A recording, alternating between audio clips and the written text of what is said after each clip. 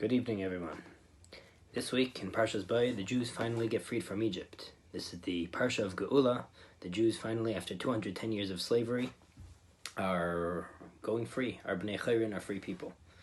And that's really what the Parsha is about. It's Hashem preparing them, telling them the mitzvahs they're going to have, matzah, carbon pesach, etc. And finally, at the end of the Parsha, the Jews leave Mitzrayim. Now, it is then curious, why is this Parsha called Parsha's Bay El Pari, go talk to Pari? If going to talk to Pari seems to represent that Pari is in charge, and Moshe has to go confront him as king to try to negotiate going free, why is that the name? And again, the name encapsulates the theme of the Parsha. If the Parsha is about Geula and being freed from Egypt, why is it that the name of the Parsha is go speak to the king of Egypt and beg freedom? The question goes one step further. The Zohar says, why does it say Bay El Pari, come to Pari? Hashem should say go to Pari, not come to Pari. Hashem was saying, come with me to Pari. Go. This time you have to go to meet Pari, not by the ocean, not anywhere casual. You need to go to his innermost chamber. See him where he's strongest. Moshe Rabbeinu was scared, says the Zohar. So Hashem says, don't worry, I'm going to come with you. Let's go together, and then we'll be able to shatter Pari from his innermost chamber, his most comfortable, most kingly royal space. Now again, that seems to show that Pari is very dominant. In this week's Parsha, Moshe is even intimidated to go face Pari, and Hashem has to promise him that he's going to come with him to go face Pari in this intimidating setting. Why then is this the title of this week's Parsha, which is about Geula? And the answer may be that this is exactly the point. What does redemption look like? How does redemption practically start? How does Geula start? Geula starts when we have the courage to look at our issues the way they are, see them where they're at their strongest, most intimate spaces, admit what is really confining us, and then have the confidence that we have Hashem with us in order to break past it and find a solution. Geula isn't just rosy freedom. Geula develops. Geula develops when we face Golos where it's at, when we face anything that's holding us down, and develop the confidence and nullification to Hashem that I am able to get past this. Let me actually acknowledge what's going on with me.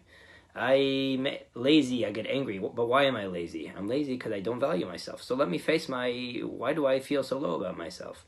Let me face these deep, intimate bondages that just make me so stuck, that I'm so scared to face, because it just seems paralyzing. I have low self-esteem because I have low self-esteem.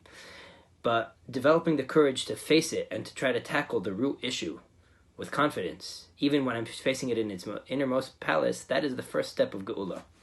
Taking ownership of Geula, trying to break free of the bondage by looking at the bondage in the face and trying to walk past it, trying to break past it, trying to break Pari where he's at.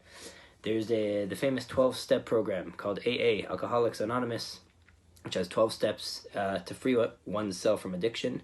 The first step of becoming free from addiction is admitting that you are an addict and you are powerless to the addiction. Step 2, I believe, is that there's a God, there's a higher power, that with his help you're able to get past it. In other words, admitting you're an addict isn't part of the problem. Admitting you're an addict is the first step of solution. Facing your gullus, facing your confinement, facing your issue in order to break past it, that is where Geula is born. And then the details, if I really hold on to that strongly and I mean what I'm doing, the rest of Geula naturally unfolds. If we take this generationally, we see these days all issues of life are coming to the forefront. All these mental health issues across the entire spectrum, all the chinuch issues, all the issues with teenagers, and we all ask, why are we so messed up? Why are these issues only coming up now? Where were they until now? And some say maybe for whatever reason we have them more now. Maybe it's because we're about to enter Geula. This is the symptom of Geula. When we enter a phase in life, when we're forced to face the real root issues at their core and deal with them, that doesn't show how low we are. That shows how strong we are. That's like Hashem saying, Bay El Pari, come with me to meet Pari in his most intimate spaces. Yes, you're scared. You should be scared, but I'm with you. And when we look to tackle the root issues that maybe have been going on for years and centuries and just no one had to deal with them, now we're blessed with the ability to finally be redeemed from them, and redemption from them starts when I face them with the help of Hashem. Have a great Shabbos, everyone.